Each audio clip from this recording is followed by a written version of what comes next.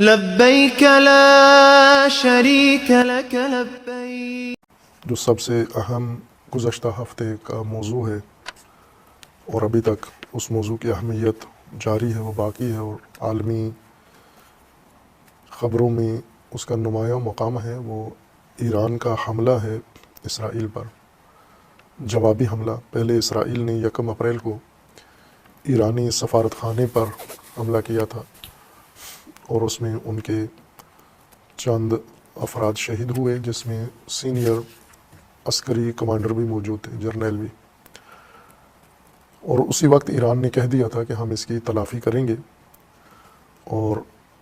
اس کے جواب میں ہم اسرائیل کو تنبیہ کریں گے، سزا دیں گے۔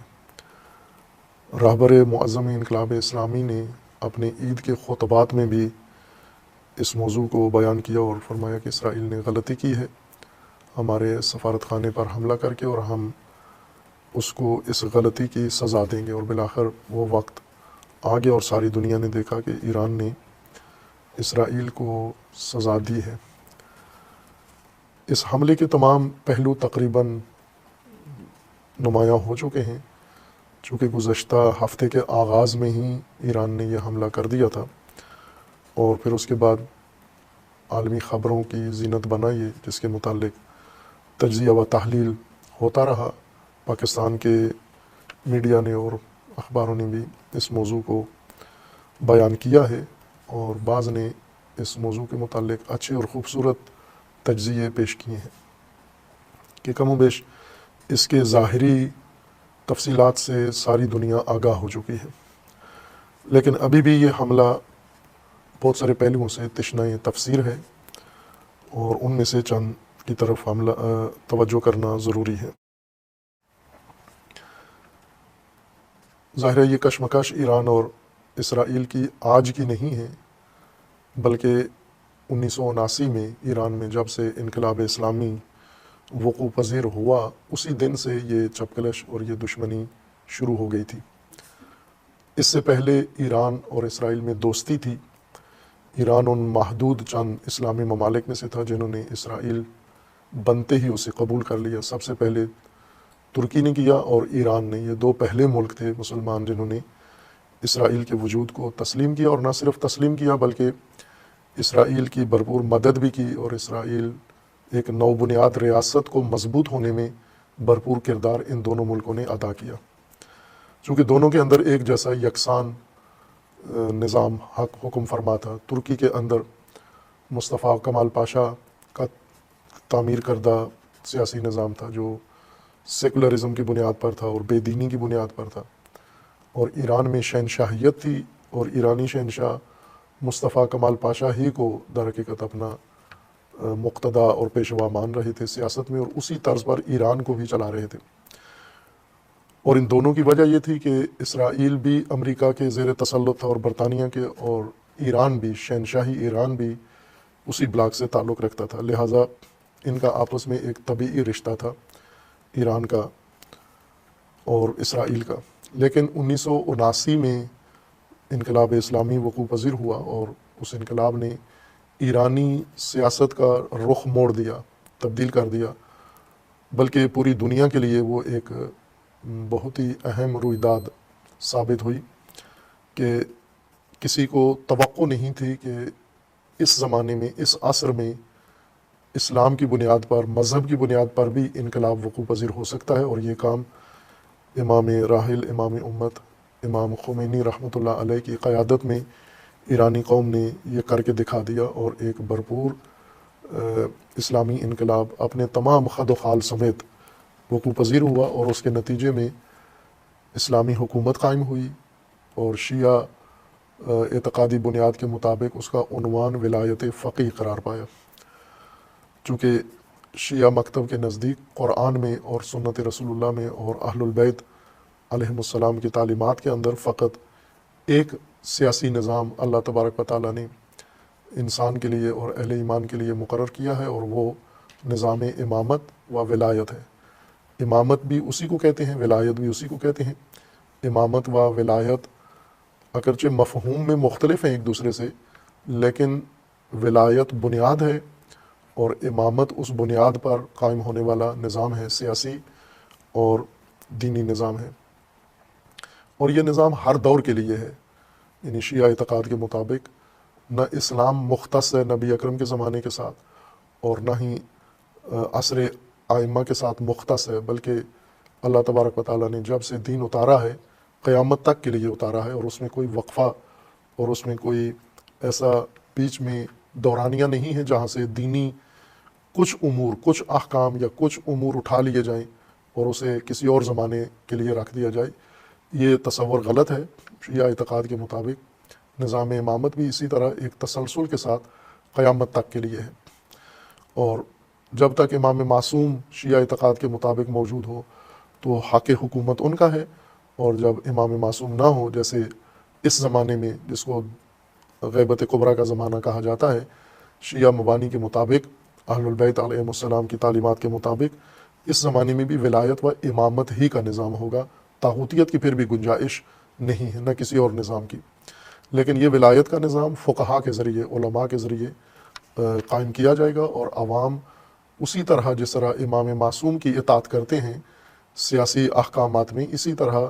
وہ ولی فقی کی بھی اطاعت کریں گے، کہ یہ خود ایک مستقل موضوع ہے جسے بیان کرنے کی ضرورت ہے، چونکہ اس کے بارے میں شیعہ کی بھی آگاہی کم ہے، چونکہ اس کی زیادہ وضاحت و تفسیر نہیں کی گئی، اور اہل سنت بھی اور دیگر طبقات بھی اس سے بائیں کہ اس کو قائم ہوئے 45 سال ہو گئے ہیں، لیکن آگاہی بہت کم ہے لوگوں کی اس بارے میں، چونکہ اس پہ زیادہ بحث و وضاحت نہیں ہوئی ہے۔ خوب یہ انقلاب اسلامی وقوع پذیر ہوا جس کی بنیاد قرآن تھا، جس کی بنیاد دین تھا، اسلام تھا، اور دینی اسلامی بنیاد پر اس کے پیشوا ایک رہبر فقی عالم دین و مجتہد تھے، اور انہوں نے جہاں پر آ کر بہت سارے شاہی فاسد نظام کے تمام قوانین ختم کیے، ان میں سے ایک بڑا انقلابی قدم یہ اٹھایا کہ اسرائیل کے ساتھ تعلقات ختم کیے، چونکہ ناجائز تھے، غیر مناسب تعلقات تھے، یہ ایک مسلمان ملک کے غاصب صہیونی ریاست کے ساتھ یا صہیونی گروہ کے ساتھ تعلقات سیاسی یہ ننگ تھی، اس لیے انہوں نے پہلے قدم پر ہی ان تعلقات کو ختم کیا، اور وہیں سے مخالفت و دشمنی کا آغاز ہو گیا۔ اسرائیل کو بھی اندازہ تھا کہ پہلے آسودہ تھا، چونکہ اس طرح کا نظام مسلمانوں کے اندر نہیں تھا۔ اسرائیل جیسے ہی باقی حکمران بھی تھے خطے میں، عرب ملک تھے، یعنی وہ بھی حکم اقتدار پرست تھے اور امریکی حمایت سے اقتدار میں تھے، تو جب تک اسرائیل امریکی حمایت یافتہ ناجائز ریاست ہے اور عرب بھی امریکی حمایت یافتہ حکمران ہیں، تو یہ دونوں ایک ہی خاندان اور ایک ہی قبیلے سے تعلق رکھتے ہیں، امریکی حمایت یافتہ ہیں، تو انہیں ایک دوسرے سے خطرہ نہیں ہے۔ لیکن جب ایران امریکی بلاک سے نکل گیا اور بالکل امریکہ کے مقابل آ کر کھڑا ہو گیا، تو اسرائیل کو وہیں سے احساس ہو گیا، اور انقلابی قیادت نے بھی اس میں وقت ضائع نہیں کیا، فی الفور فلسطین، اقصیٰ اور بیت المقدس کو مسلمانوں کے لیے اہم موضوع قرار دیا، اور اس کی آزادی کے لیے باقاعدہ اقدام کیا، اور اس کے لیے ایران نے شروع میں آغاز انقلاب میں تمام اسلامی ممالک میں چلنے والی آزادی پسند تحریکوں کو منظم کیا، ان کا مرکزی سیکریٹریٹ بنایا، اور ان کی حمایت شروع کی کہ اپنے اپنے ملکوں میں جو اسلامی اہداف چاہتے ہیں، اسلامی انقلاب چاہتے ہیں، ان کو عوام کو بیدار کیا جائے، ان کے اپنے رہنماؤں کے ذریعے، نہ کہ ایران جا کر وہاں کوئی اقدام کرے، ان کو منظم کیا، اور اسی سلسلے میں تحریک آزادی قدس بھی شروع کی اور عوام کو متوجہ کیا، اور اپنے ملک کے اندر قدس کی آزادی کے لیے باقاعدہ علیحدہ سے فورس قائم کی گئی جس کا کام فقط بیت المقدس کی آزادی تھا۔ انقلاب کے شروع سے ہی حکومت اسلامی نے، ایران کی حکومت اسلامی نے، نظام ولایت فقیہ نے قدس کو اپنے اہداف کے سر فہرست رکھا، ثانوی حیثیت نہیں دی۔ ہر چند بعض ایرانی رہنما ایسے تھے جو اسے ایرانی قوم کے لیے یا ایرانی مملکت کے لیے مناسب پالیسی نہیں سمجھتے تھے، ان کا یہ خیال تھا کہ ہم باقی مسلمانوں کی طرح زبانی جمع خرچ کریں، زبانی بیانیے دیتے رہیں، لیکن عملاً اسرائیل کے خلاف یا قدس کی آزادی کے لیے کوئی اقدام نہ کریں، ہم اس سے خود ہمیں زیادہ مشکلات کا سامنا کرنا پڑے گا۔ اور یہ بات ان کی غلط نہیں تھی، ٹھیک بات تھی کہ اگر آپ اپنے اہداف میں اسرائیل کی مخالفت کو رکھتے ہیں اور قدس کی آزادی کو اپنا منشور بناتے ہیں، نصب العین بناتے ہیں، تو آپ کو شدید مشکلات کا سامنا کرنا پڑے گا۔ یہ ان سیاستدانوں کی پیش بینی غلط نہیں تھی، ٹھیک تھی یہ ان کی، اور وہ مشکلات ساری ایران کو جھیلنا پڑی، بلکہ اس سے کہیں زیادہ مشکلات ایران کے اوپر آئیں اور انہوں نے ان کو تحمل کیا ہے۔ لیکن ایرانی قیادت امام راحل جب تک تھے تو انہوں نے بھی قدس کی آزادی اور فلسطین کی آزادی، سرزمین فلسطین کی آزادی کو اصلی انقلابی اہداف میں رکھا، اور مصلحتوں کا شکار نہیں ہوئے کہ اگر ہم فلسطین کے حق میں آواز اٹھاتے ہیں تو خود ہماری حکومت مشکلات میں پڑے گی، پس یہ ہم دلیل قرار دیں، بہانہ قرار دیں کہ چونکہ نقصان ہے ایران کا، اس وجہ سے ہم فلسطین سے چشم پوشی کریں۔ دین اس کی اجازت نہیں دیتا، قرآن اس کی اجازت نہیں دیتا، اور اہل البیت اس کی اجازت نہیں دیتے۔ اس وجہ سے چونکہ امام راحل کا انقلاب کربلا کا نتیجہ ہے، سید الشہداء علیہ الصلوۃ والسلام کی نہضت و قیام کا نتیجہ ہے، جس کا امام نے خود بھی فرمایا کہ ماں ہارچ داریم از سید الشہداء داریم، یعنی امام خمینی حقیقی پیروکار امام حسین علیہ السلام کے تھے، اور حسینی اقدام کیا اور حسینی انقلاب برپا کیا اور حسینی اہداف اپنے مد نظر رکھے۔ اور امام حسین علیہ السلام کی نہضت میں اور مکتب میں خطرات سے ڈر کر انسان خطائیں کرنے کا مجاز نہیں ہے۔ وہ مکتب جو آج رائج مذہب ہے تمام مسالک اور فرقوں میں، شیعہ و سنی کے اندر، وہ یہ ہے کہ آپ نے اپنے آپ کو، اپنی مملکت کو، اپنی قوم کو، اپنی حکومت و قیادت و ریاست کو اور اقتدار کو خطروں سے بچانا ہے ہر قیمت پر۔ اس کے لیے جتنی خطائیں آپ کر سکتے ہیں بے شک کریں، جتنے جرائم آپ کر سکتے ہیں کریں، جس طرح سے کہ آج تمام اسلامی ممالک یہی کام کر رہے ہیں کہ خطرہ مول نہیں لیتے، خطرے سے بچنے کے لیے جرموں اور ظالم کی حمایت اور ظالمانہ انداز انہوں نے اپنے اقتدار کی خاطر اختیار کیا ہے۔ امام حسین علیہ الصلوۃ والسلام کا راستہ اس چیز کی ذرا اجازت نہیں دیتا، یعنی 1% بھی گنجائش نہیں ہے کہ ہم خطرے کو مد نظر رکھ کر اور خطرے کو بہانہ بنا کر خطائیں شروع کر دیں یا خطاؤں کے راستے پر چلنا شروع کر دیں۔ اس لیے امام خمینی نے بھی ایسا ہی کیا کہ فلسطین کی آزادی یا اقصیٰ کی آزادی کے لیے جتنے خطرات تھے وہ سارے خریدے، مول لیے، لیکن خطا نہیں کی۔ خطا یہ تھی کہ جس طرح باقی ممالک چشم پوشی کیے ہوئے ہیں یا سودا کر لیتے ہیں فلسطین کے اوپر، اس طرح یہ بھی کر لیں۔ یہ بات آج کی نسل کو بہت واضح ہونی چاہیے، اس کے ثبوت ہیں، واضح ثبوت ہیں، یقینی ثبوت ہیں اور علمی ثبوت ہیں، تاریخی ثبوت ہیں کہ اسرائیل کی ناجائز ریاست یہ عرب ممالک کے تعاون سے قائم ہوئی ہے، مسلمانوں کی خیانت کی وجہ سے یہ ریاست قائم ہوئی ہے۔ یعنی اسرائیل بننے کی قیمت پر جتنے آج خاندان عرب دنیا میں حکمرانی کر رہے ہیں، یہ سب اسی قیمت پر وجود میں آئے تھے کہ آپ برطانیہ کو یہودی ریاست فلسطین میں قائم کرنے دیں، اس کے بدلے میں باقی عرب ٹکڑیوں کے اوپر آپ حکومت کریں، اور وہ خاندان ابھی تک وہاں مسلط ہیں۔ یہ قیمت تھی اسرائیل کے بننے کی جو ان کو دی گئی ہے۔ بس یہ شروع سے خیانت کار ہیں، نہ کہ بعد میں یا ان کی بے توجہی کی وجہ سے بن گیا اسرائیل، ان کے تعاون سے اسرائیل بنا ہے، انہوں نے بھرپور معاونت کی ہے اسرائیل بننے میں۔ لیکن جب ایران میں انقلاب آیا تو انقلاب نے اپنا راستہ واضح کیا، جہاں دیگر میدانوں کے اندر وہاں فلسطین کے بارے میں دو ٹوک موقف اختیار کر کے اور اس پر قائم رہے۔ بلکہ امام نے شروع سے اسرائیل کے بارے میں ایک فیصلہ کن بیان دے دیا تھا جو ابھی تک قائم ہے، اور ایران اسی پر قائم ہے، ایرانی قیادت اس پر قائم ہے، ایرانی انقلابی طبقہ اسی کے اوپر قائم ہے، اور وہ یہ کہ اسرائیل باید از بین برود، اسرائیل کے بقا کی کوئی گنجائش نہیں ہے۔ یوں نہیں کہ مذاکرات کر کے اس فلسطین کا کچھ حصہ اسرائیل کو دے دیا جائے، دو ریاستی منصوبہ بنا کر دو حکومتیں قائم کر کے کسی نہ کسی طریقے سے اسرائیل کو جواز فراہم کیا جائے، یہ ناممکن ہے۔ امام نے اس کی بالکل نفی کر دی اور اس کی گنجائش ختم کر دی کہ اسرائیل کو ختم ہونا ہے، اور اسی منہج پر قدس کی آزادی کی تحریک کی بنیاد رکھی گئی کہ اسرائیل کو ختم ہونا ہے اور ختم کرنا ہے اس کو۔ لیکن ظاہر ہے کہ جب فلسطینی خود بھی آمادہ نہیں ہے اس ہدف کے لیے، عرب آمادہ نہیں ہے اس ہدف کو حاصل کرنے کے لیے، اور باقی اسلامی دنیا میں آمادگی نہیں ہے، فقط تنہا ایران ہے، اور ایران خود اپنی شدید مشکلات کے اندر مبتلا ہے، تو یہ ہدف ختم کرنے والا، یہ بہت قلیل مدت میں حاصل ہونے والا ہدف نہیں تھا، بلکہ طویل المیاد تھا، طویل مدت میں حاصل ہونے والا ہدف تھا، اور ایران نے اسی طرح اس کی ڈیزائننگ کی کہ ایک دراز مدت اور ایک طویل مدت کے بعد یہ ہدف حاصل کیا جائے گا۔ اور پھر اس سے غافل نہیں رہے جو لوگ ایرانی نظام، صحافی ہیں، جرنلسٹ ہیں، تبصرہ نگار ہیں، سیاستدان ہیں، جو بھی ایران کے حالات پہ نظر رکھتے ہیں، انہیں معلوم ہے کہ ایران کبھی بھی اس اپنے ہدف سے غافل نہیں رہا، ایک انچ بھی کبھی سمجھوتا نہیں کیا۔ بیچ میں ایسے مواقع فراوان آئے جب ایران کو لالچ دی گئی کہ آپ فلسطین کے اوپر سمجھوتا کر کے اسرائیل کو تسلیم کر لیں، یا کم از کم مخالفت والی پالیسی چھوڑ دیں۔ جیسے باقی اسلامی ملک ہیں، اسرائیل کے ساتھ تعلقات بھی نہیں ہیں، دوستی بھی نہیں ہے، لیکن دشمنی بھی نہیں ہے، تو ان کو امریکہ کی طرف سے، یورپ کی طرف سے، برطانیہ کی طرف سے جو سہولتیں اس اسرائیل کے بارے میں خاموشی پر ملتی ہیں وہ آپ کو بھی ملیں گی، بلکہ آپ کو زیادہ ملیں گی، چونکہ آپ نے دشمنی ترک کی ہے اور اس کی قیمت لے لیں۔ یہ بار بار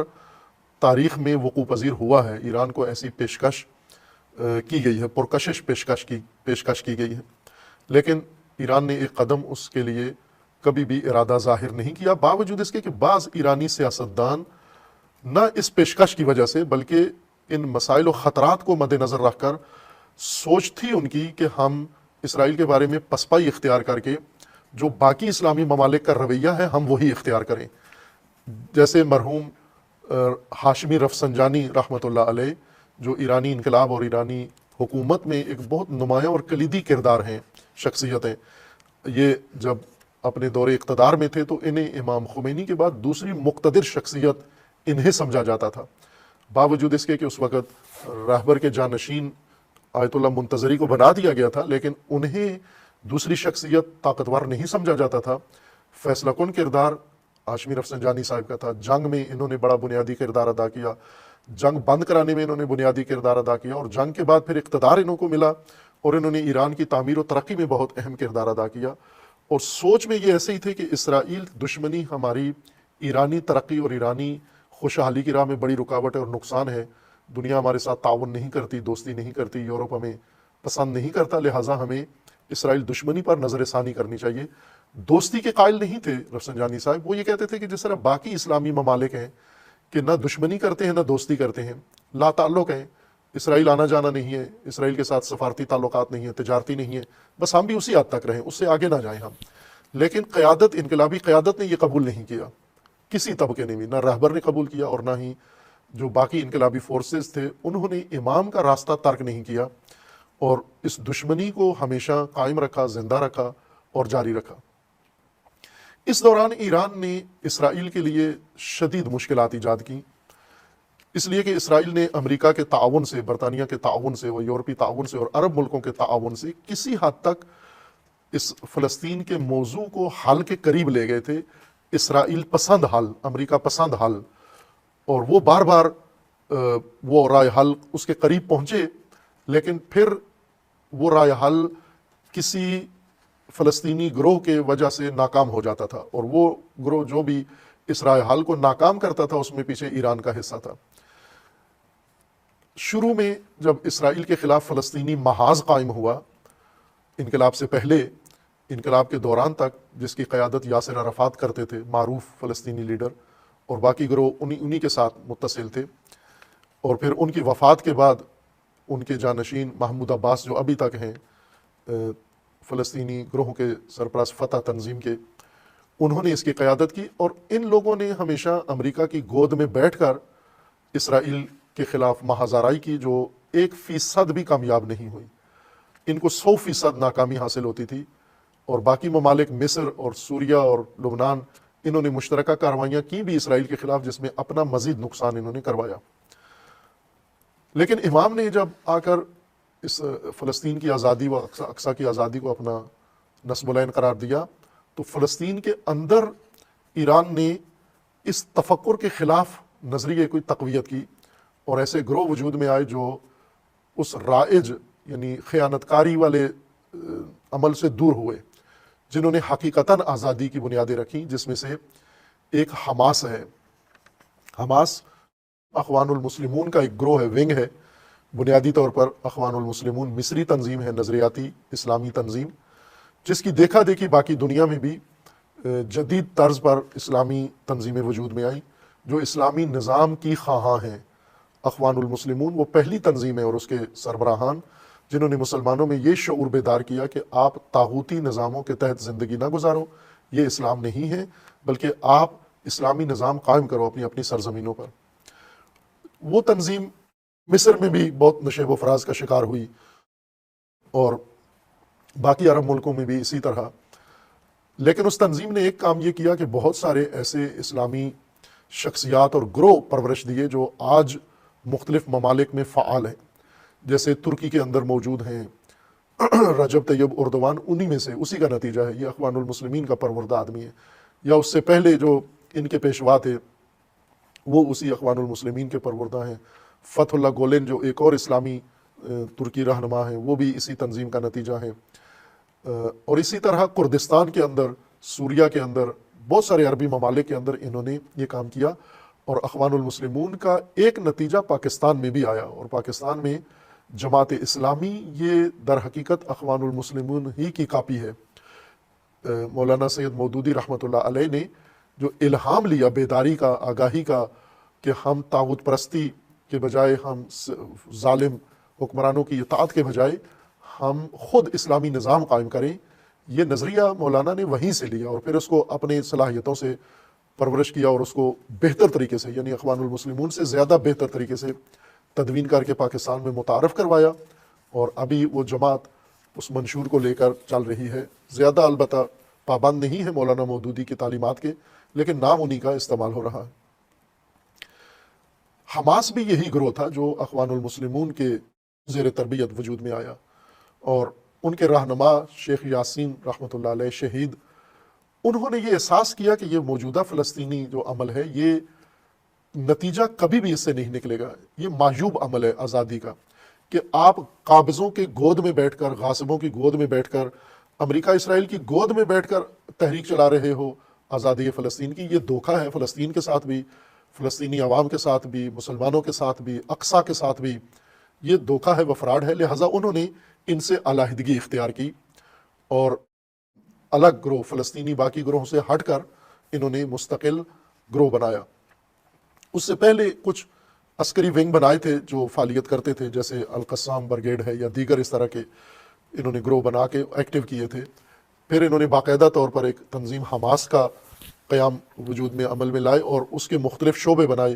اس کی سیاسی قیادت، اس کی عسکری قیادت اور اس کے باقی، اور تب سے ایرانی رہنمائی کے مطابق، انقلابی رہنمائی کے مطابق فلسطین کے اندر آزادی کا عمل شروع ہوا۔ لیکن حماس اتنی طاقتور نہیں تھی کہ اس پورے آزادی کے امر کی زمام اپنے ہاتھ میں لے سکے۔ تدریجاً یہ کام ہوا، آہستہ آہستہ حماس نے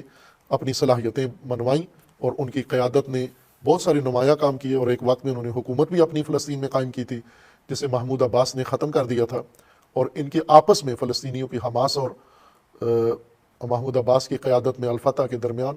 غزہ کے اندر ہی بھرپور لڑائی ہوئی، خان یونس اور باقیوں کے اندر، اور اس میں بھی حماس نے ان کے اوپر فتح پائی اور غزہ کو اپنے اختیار میں لے لیا۔ اور اس وقت سے حماس کا جو راستہ تھا فلسطین کی آزادی کا، وہ دوسری تنظیموں سے مختلف ہو گیا، اور یہ فقط ایران کے رہین منت تھا، چونکہ دوسری طرف سے ایران نے ایک اپنا مضبوط بازو لبنان میں قائم کیا حزب اللہ کے نام سے، وہاں کے شیعہ کو بیدار کیا جو فلسطینیوں سے بھی زیادہ بری حالت میں تھے۔ لبنان کے شیعہ، بہت ہی ناروا سلوک شیعوں کے ساتھ کیا جاتا تھا، پوری لبنان کا جتنا سسٹم تھا، مسیحی ہو یا سنی ہو، شیعہ وہاں پر ایک اچھوت کی حیثیت رکھتا تھا۔ لیکن بعض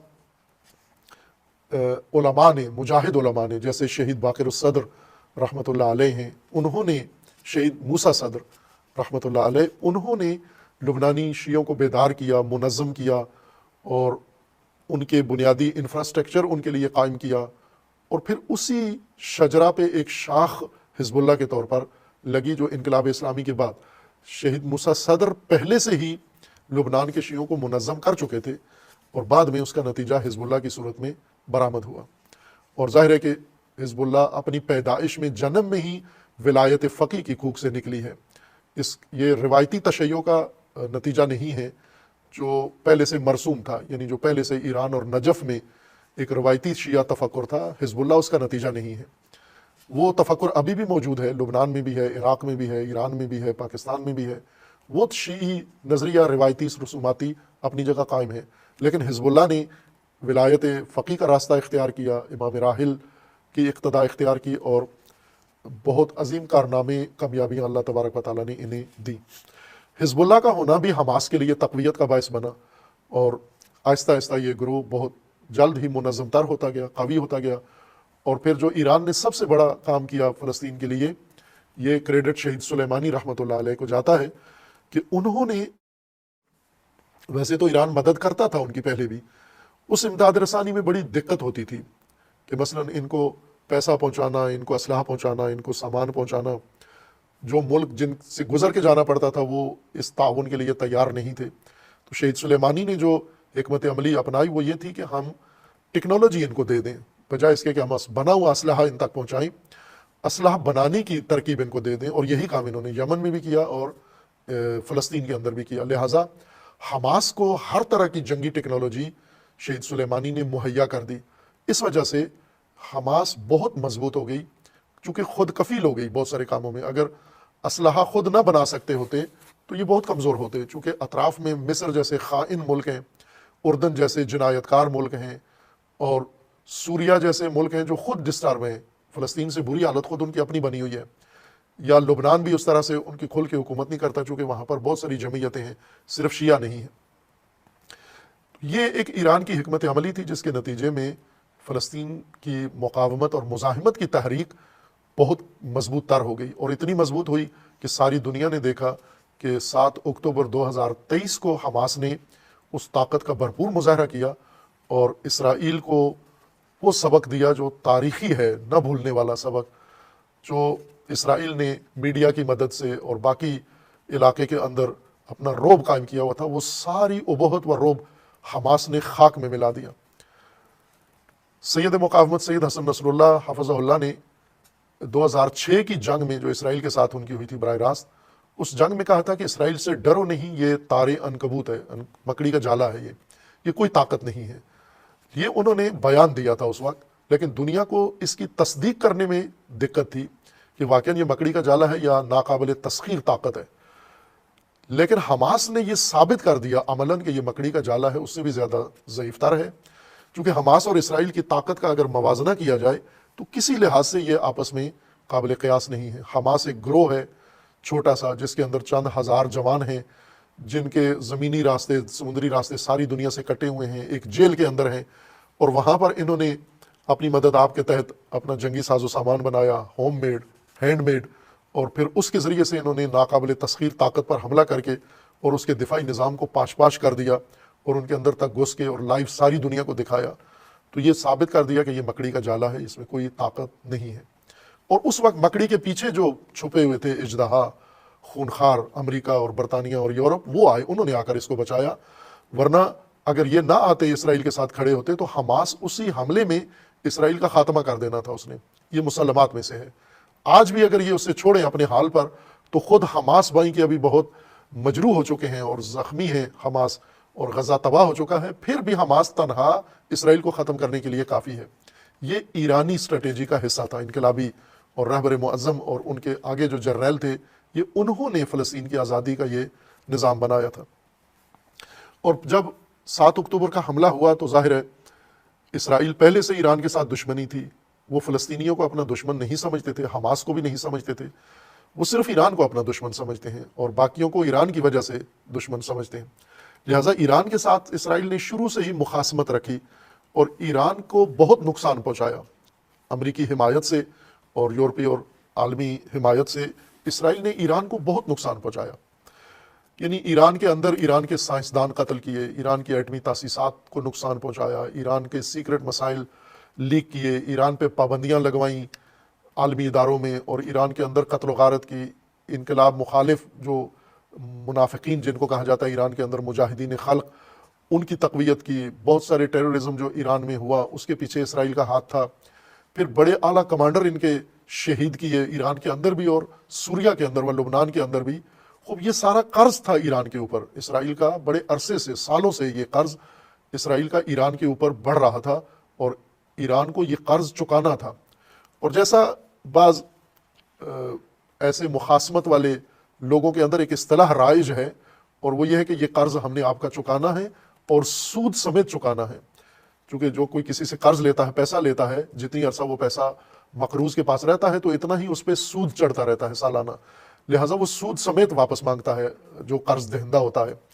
تو ایران کو یہ پتا تھا کہ یہ قرض ہم نے چکانا ہے اور سود سمیت چکانا ہے، یعنی جتنا اسرائیل نے ہمیں کیا ہے نقصان اتنا نہیں بلکہ بڑھ کر اسے اتنا اس کا نقصان کرنا ہے کہ کمر سیدھی نہ کر سکے. اور بالآخر وہ وقت آ گیا کہ اسرائیل نے خود حماقت کر کے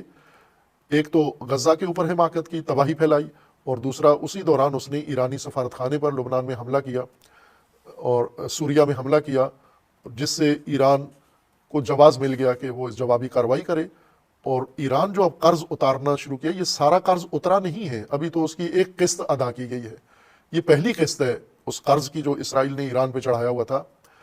ابھی تو اگلی قسطیں باقی ہیں. اصل قرض رہتا ہے، یعنی شہید سلیمانی کے قاتلوں کا انجام ابھی رہتا ہے، جس میں ٹرمپ بھی شامل ہے، جس میں امریکی بہت سارے ان کے وزیر خارجہ اور وزیر دفاع اور جرنیل بھی شامل ہیں، جس کی لسٹ باقاعدہ ایران نے اعلان کی ہے کہ یہ ہم نے یہ قرض چکانا ہے. اسی طرح اسرائیل نے جتنے ایرانی فوجی جرنیل سوریا کے اندر شہید کیے ہیں ان سب کا قرض چکانا ہے. جتنے انجینئر ان کے جوہری توانائی کے انجینئر شہید ہوئے ہیں ان سب کا قرض ایران نے چکانا ہے. صرف وہ وقت کے انتظار میں تھے کہ ہم ایسا نہ کریں کہ ہمارے اقدام کی وجہ سے ہمارے اپنے ہی ہدف کو نقصان پہنچے. چونکہ جنگی اسٹریٹجی میں صرف جنون اور جذبہ ہی نہیں ہوتا بلکہ اس میں پلاننگ بھی ہوتی ہے، اور اس میں بہت ساری چیزوں کو مد نظر رکھنا ہوتا ہے کہ یہ نہ ہو کہ ہم دشمن کے جال میں خود کود جائیں اور دشمن کے پھندے میں ہم پھنس جائیں، وہ جال بچھائے اور ہم اس کے اندر اسیر ہو جائیں. ایران چونکہ جنگی طور پر تمام اسلامی ممالک میں سب سے تجربہ کار ترین ملک ہے، بلکہ غیر اسلامی ممالک میں بھی اگر ہم دیکھیں جنگی تجربہ رکھنے والے ممالک میں صف اول میں ایران کا شمار ہوتا ہے. انہوں نے ہر طرح کی جنگ کی ہے اور اس وجہ سے انہیں بھرپور تجربہ ہے، لہٰذا جنگی اسٹریٹجی بنانے میں انہیں کوئی دقت پیش نہیں آتی. موقع کی مناسبت سے حالات کے مطابق صورتحال کو دیکھتے ہوئے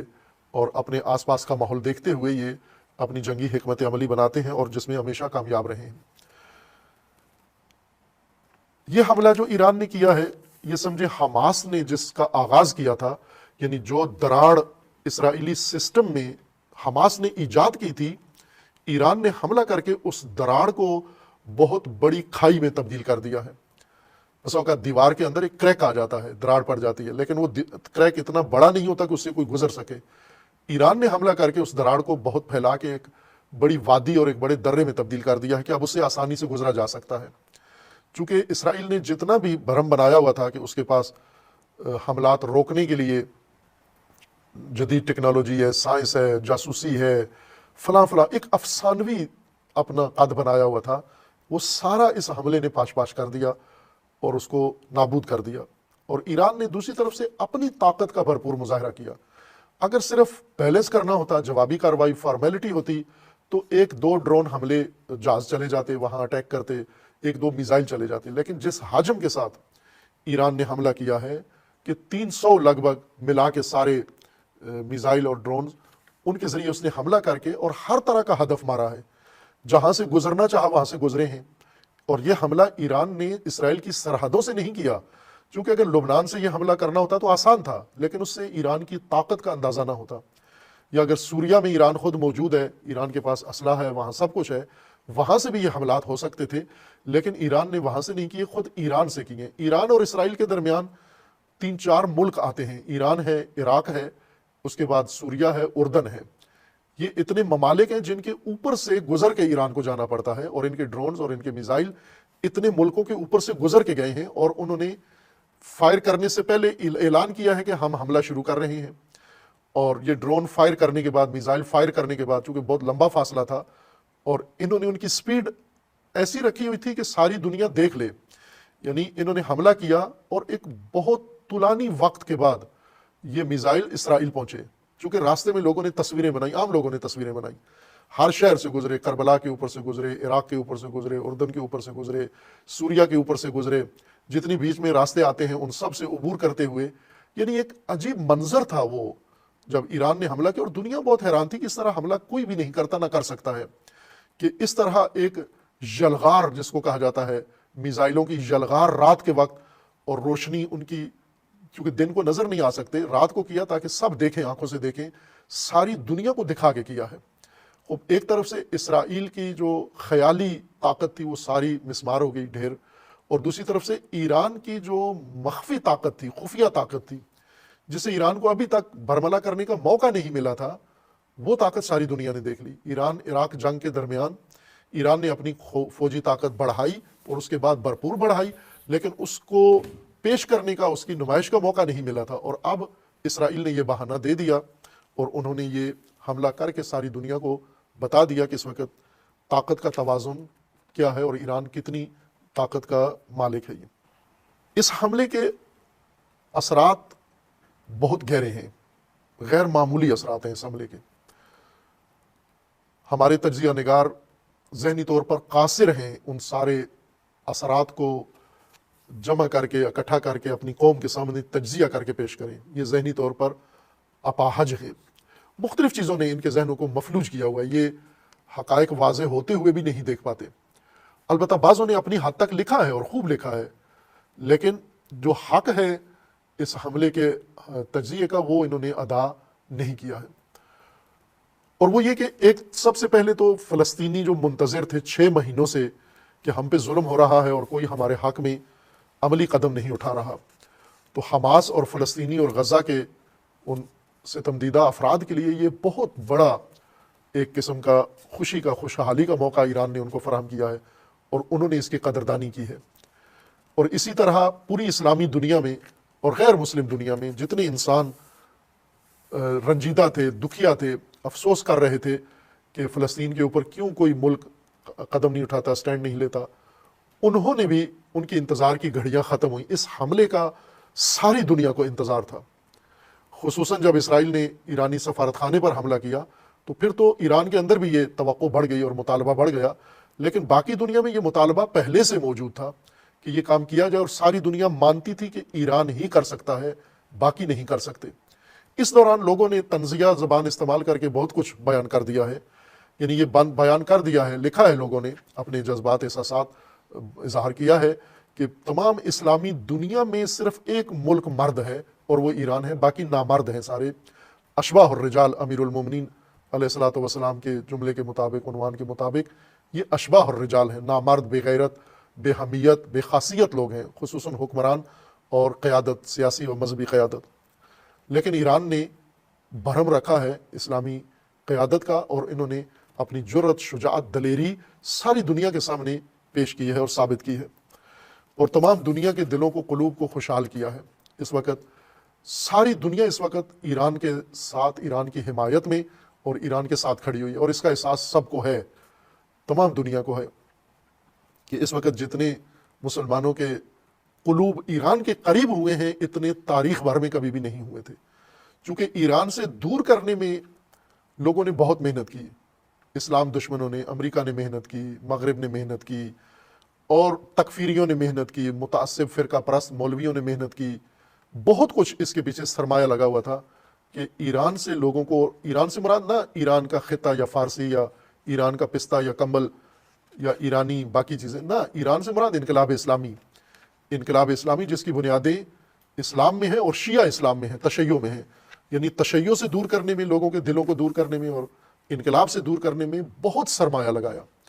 مثلا ہم عرب دنیا کا دیکھیں کہ کویت نے، قطر نے، بحرین نے، سعودی عرب نے، متحدہ عرب امارات نے، اس صہیونی ریاست نے اور دیگر ان کے جو ہم نوا ہیں،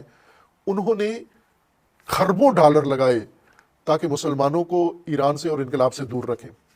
خوب کسی حد تک کامیاب بھی ہوئے، خصوصاً پاکستان میں کامیاب ہوئے، باقی دنیا میں تو نہیں ہوئے، لیکن پاکستان میں ان خربوں ڈالر نے اپنا اثر دکھایا، اور ایسے تکفیری، ایسے ناسبی جاہل یہاں پیدا ہوئے جنہوں نے یہ نفرت ظاہر کی، یعنی انہیں بتایا کہ تمہارا پیسہ ضائع نہیں گیا بلکہ ہم نے یہ نفرت پیدا کر کے ابھار دی ہے۔ اور اس ایک حملے نے وہ سب کچھ دھو دیا ہے، اور آج تمام دنیا کے قلوب، خصوصاً مسلمانوں کے قلوب ایران کے بہت قریب ہو گئے ہیں۔ اب یہ موقع نہیں دیتے لوگوں کو اپنے احساسات کے اظہار کا، اپنے جذبات کے اظہار کا موقع نہیں دیتے۔ یہ ایک اثر ہوا ہے اس کے اوپر، اور فلسطینیوں کے حوصلے بڑے ہیں، یہ ایک اور اثر ہوا ہے۔ اسرائیل کی ساکھ خاک میں مل گئی ہے، مکمل طور پر خاک میں مل گئی ہے، یہ ایک اور اثر ہوا ہے۔ اور ایران نے اپنی طاقت دنیا پر ٹھونس دی ہے۔ یہ سب سے بڑا نتیجہ یہ نکلا ہے کہ بعض اوقات کسی کو اپنے آپ کو منوانے کے لیے بہت جتن کرنے پڑتے ہیں، لیکن کچھ لوگ ایسے ہیں، مثلا ہم کھیلوں کی دنیا میں دیکھیں، کھیلوں میں اگر دو کھلاڑی ہیں، باکسنگ کے کھلاڑی ہیں، کشتی کے دو کھلاڑی ہیں، تو دونوں کا توازن طاقت کا قریب قریب ہوتا ہے۔ انہیں اپنی برتری ثابت کروانے میں بہت محنت کرنا پڑتی ہے، چونکہ حریف دوسرا بھی بہت طاقتور ہوتا ہے، وہ بھی ماہر ہوتا ہے، وہ ان کا کوئی دو پہ چلنے نہیں دیتا۔ لیکن بعض اوقات ان کھلاڑیوں میں ایک حریف اتنا مقتدر ہوتا ہے، اتنا طاقتور ہوتا ہے، اتنا ماہر ہوتا ہے کہ وہ کھیل شروع ہوتے ہی ناک آؤٹ کر دیتا ہے، چاروں شانے چت کر دیتا ہے اپنے حریف کو، پہلے موقع میں ہی اس کو ڈھیر کر دیتا ہے۔ یہاں پر یہ لفظ استعمال ہوتا ہے کہ اس نے اپنی برتری ٹھونسی ہے، ان کے اوپر اپوز کی ہے، حریف کے اوپر تحمیل کی ہے اپنی برتری۔ ایران نے اپنی طاقت ساری دنیا پر تحمیل کی ہے، ٹھونسی ہے، اپوز کی ہے کہ تمہیں ماننا پڑے گا کہ ایران طاقتور ہے اور سب سے زیادہ طاقتور ہے خطے میں۔ اگر پہلے طاقت کا مظاہرہ نہیں کر رہا تھا تو فلسطینیوں کی مراد کر رہا تھا کہ ان کے حقوق ضائع نہ ہو، یہ نہ ہو کہ یہ چپکلش ایران اسرائیل بن جائے اور بیچ میں فلسطین فراموش ہو جائے اور فلسطین کے حقوق نہ ملے۔ اس لیے وہ ایک حکمت عملی کے تحت جا رہے تھے، ورنہ 300 ڈرون اگر آج پھینک سکتے ہیں تو یہ 300 پہلے بھی پھینک سکتے تھے، پچھلے سال بھی یہ کام کر سکتے تھے۔ جس وقت سے ان کے پاس ٹیکنالوجی آئی ہے یہ اس وقت سے کر سکتے تھے، بلکہ جب جنرل سلیمانی زندہ تھے تو وہ یہ بہتر طریقے سے یہ کام کروا سکتے تھے، لیکن ایک حکمت عملی جنگی اسٹریٹجی کے تحت یہ کام نہیں کیا۔ اور اب اسرائیل نے ایک طرح سے مجبور کیا ہے کہ ایران اپنی طاقت شو کر دے، اپنے کارڈ دکھا دے سارے۔ لیکن یہی نہیں ہے، تمام طاقت ایران کی یہ نہیں ہے، ایران کی طاقت اس سے کہیں زیادہ ہے۔ جیسا کہ بعض تجزیہ نگاروں نے لکھا ہے اور درست لکھا ہے کہ ایران نے جو ڈرون پہلی کھیپ روانہ کی ہے وہ اسرائیلی دفاعی سسٹم کو فعال کرنے کے لیے تھی، تاکہ اسرائیل کا دفاعی سسٹم ان ڈرونز کے اوپر چل جائے اور بعد میں اصلی ڈرون اور اصلی میزائل بعد میں جائیں۔ جب یہ دفاعی سسٹم یہ ڈرون مشغول کر دیں، انگیج کر لیں اور ان کی توانائی ساری ختم کر دیں، پھر اس کے بعد یہ اپنے اسکڈ میزائل اور کروز میزائل اور دیگر میزائل جو ایران کے پاس اس وقت میزائل طاقت میں ایران سر فہرست ہے، شمالی کوریا اور ایران میزائل طاقت میں بہت برتر ہیں، بہت آگے ہیں۔ یہ حتیٰ روس جس نے یہ میزائل طاقت ان کو دی ہے، سکھائی ہے، آج اس سے دونوں یہ برتری رکھتے ہیں، شمالی کوریا بھی اور ایران بھی۔ لہٰذا یہ پوری طاقت نہیں ہے ان کے پاس، اس سے بڑی طاقت ہے ایران کے پاس جو وقت آنے پر وہ استعمال بھی کر سکتے ہیں، جیسا کہ ان کی قیادت نے اس کا اظہار بھی کیا ہے۔